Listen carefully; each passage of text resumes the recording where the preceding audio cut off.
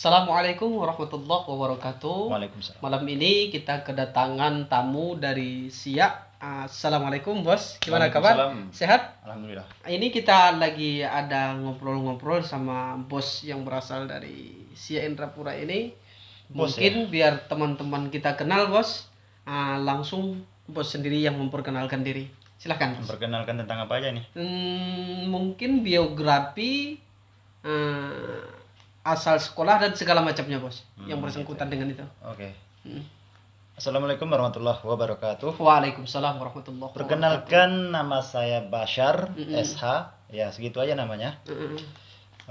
Saya lahir di Sungai Mandau, Desa Sungai Selodang pada tanggal 20 September 1993. Saya sekolah SD di Muara Kelantan selama 6 tahun, kemudian lanjut mondok di Desa Dayun Masya selama Allah. 6 tahun. Iya. Kemudian setelah itu menyambung ke kampus UIN Sultan Syarif Kasim Riau di Panam dengan masuk di Fakultas Syariah mengambil jurusan Hukum Keluarga Islam atau dalam bahasa Arabnya Akhwal Al-Syakhsiyah. Masya Allah. Jadi sekarang status udah berkeluarga apa gimana nih bos?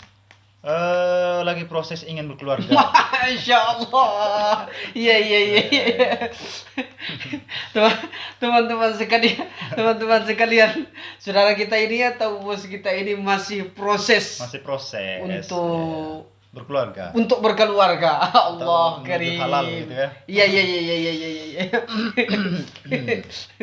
Kamu sendiri udah berkeluarga belum?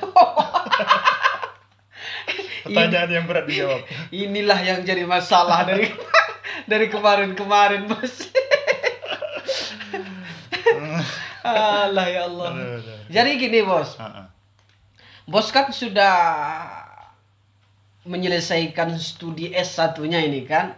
Jadi sekarang rutinitas hariannya itu apa aja sih bos?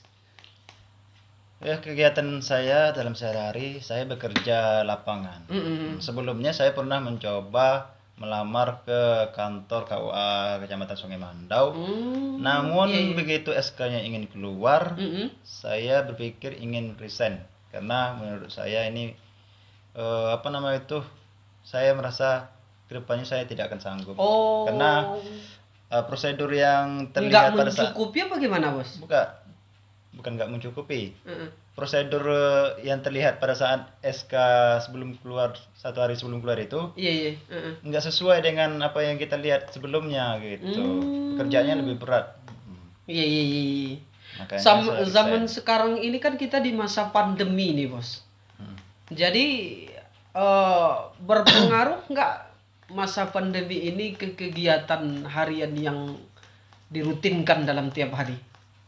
Berpengaruh itu ya dari segi harus pakai masker, harus pakai sampul tangan. Kalau dari ekonomi, saya kan berkebun juga, ada sedikit kebun sawit. Masya Allah. Itu sedikit terganggu. Iya. Harganya kadang turun, naik sesekali. Sesekali aja naik. Cuman sesekali. Iya. Cuman sesekali bos. Iya. Kemudian selain itu saya juga bekerja di lapangan. Sebagai apa itu bos? Sebagai, kalau orang bilang, askep atau tangan kanannya dari pemilik lahan. Kebetulan saya dipercayakan untuk mengontrol lahan dia. Untuk saat ini masih berjumlah 88 hektar. Lahan apa nih? Tani apa gimana? Lahan perkebunan sawit. Masya Allah. Jadi teman-teman sekalian, ini ada bos kita yang memang betul di bidang pengelolaan sawit. Mungkin ada yang butuh dikelola atau memang butuh bahan bibit, bisa menghubungi bos kita ini. Mudah-mudahan. Bukan. Saya bukan itu. Saya bukan toke sawit. Bukan toke sawit, Saya bos. mengontrol kebun sawit. Cuman mengontrol aja. Apa yang kurang saya catat, saya kirimkan ke pemilik lahan. Iya. Kemudian saya yang ini gitu. Jadi ceritanya masih jongos juga ya, bos. Jongos. Insya Allah. Aduh. Jadi begini bos, akhir-akhir ini kan anak muda sering kita lah dimasuki atau digoncangkan dengan sebutan hijrah. Jadi yang ikut dalam hijrah ini banyak yang memang betul-betul ingin menghalalkan seseorang. Jadi saya tertarik dengan postingan bos beberapa hari yang lalu yang cuman durasinya kurang lebih paling lama 1 jam diposting. Sesudah itu dihapus balik yang berhubungan tentang pernikahan ini. Jadi saya tanda tanya ini memang valid apa bagaimana ini bos? Valid apa ini? Tentang pernikahan yang saya lihat bos posting. Perlu saya klarifikasi, itu iya, bukan betul. tentang pernikahan, itu masih proses khitbah dan alhamdulillah khitbahnya lancar. Jadi kok dihapus balik ya bos? Itu karena mempertimbangkan ada sedikit rasa takut gitu. Rasa takut masalah? Ya takut ada yang sakit hati, takut ada yang bla bla bla bla. Ini nampaknya bos, menyindir seseorang ini. Halo teman-teman, teman Amirul Mukminin, kita hadir tuh. Kok enggak datang ke sini teman Amirul Mukminin? Enggak enak pembahasan ini. Masya Allah. Iya. Begini bos. Kenapa menyebut nama Amirul Mukminin? Di Amir itu kan teman saya satu kuliahan bos. Mungkin bos juga dulu pernah kenal sama orang yang satu ini, yang selalu jomblo sampai sekarang lah. Aduh.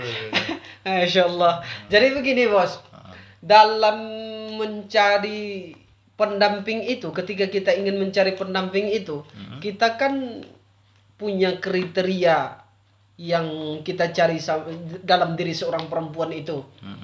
Jadi saya ingin tahu nih bos sendiri mencari kriteria yang bos inginkan itu sendiri bagaimana sih? Atau apa-apa aja sih gitu?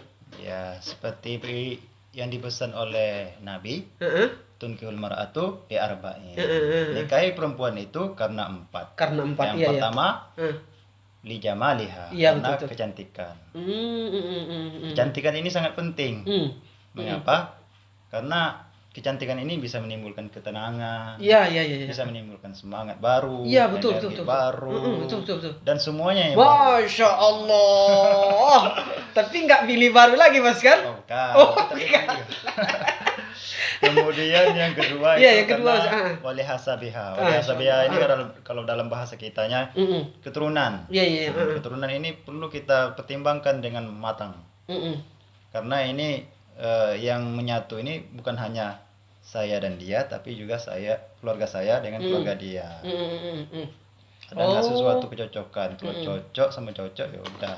Untuk menjaga nama baik kedua keluarga lah ceritanya bos ya. Untuk mempererat. Masya Allah, ya betul. Kemudian yang ketiga itu wali maliha.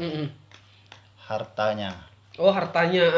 Kita pertimbangkan. Kalau saya pribadi sih, yang namanya harta ini bukan sesuatu yang memang sih penting, tapi tak terlalu dipentingkan.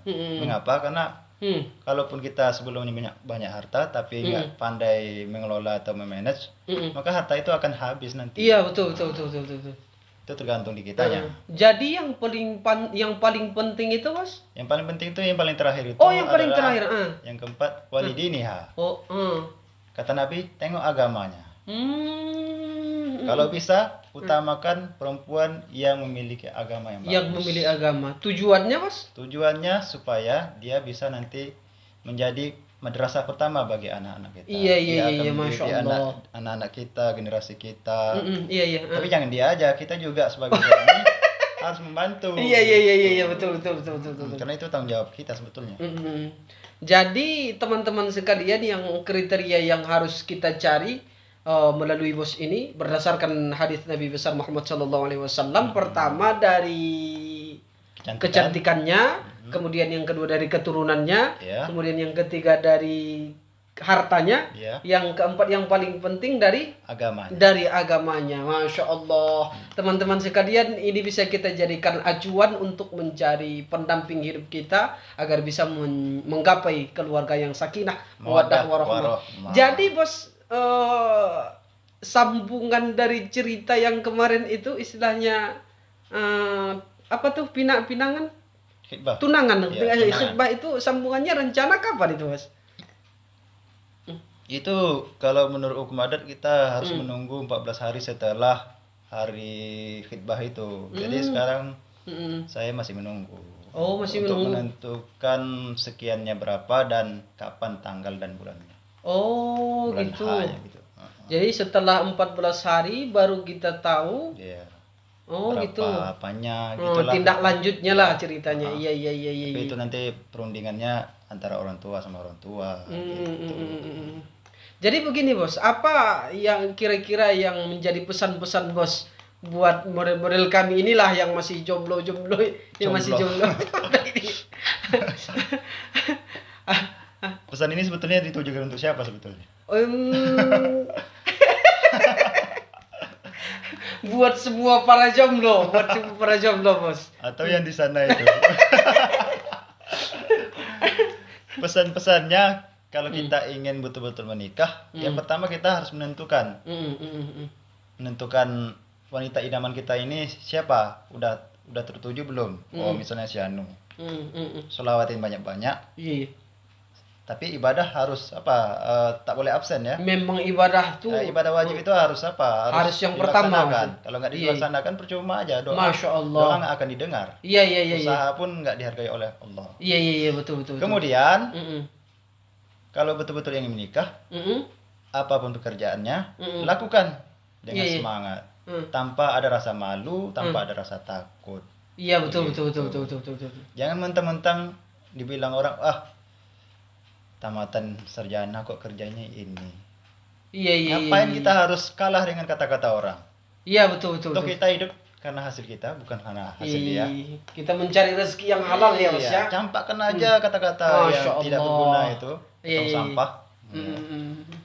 Jadi kapan kamu rencana? Aduh, ini nampaknya serangan balik ini, Mas. Maksud saya aja yang diwawancara kan. Teman Amirul Mukminin kita diserang balik nampaknya ini. Kapan nih, Mas? Masya Allah. Aduh. Jadi teman-teman sekalian, kita sudah dengarkan paparan dari bos kita ini. Mudah-mudahan bermanfaat bagi kita semua, sehingga kita bisa menggapai kebahagiaan dunia dan akhirat. Terakhir, billahi taufiq wal hidayah. Assalamualaikum warahmatullahi wabarakatuh.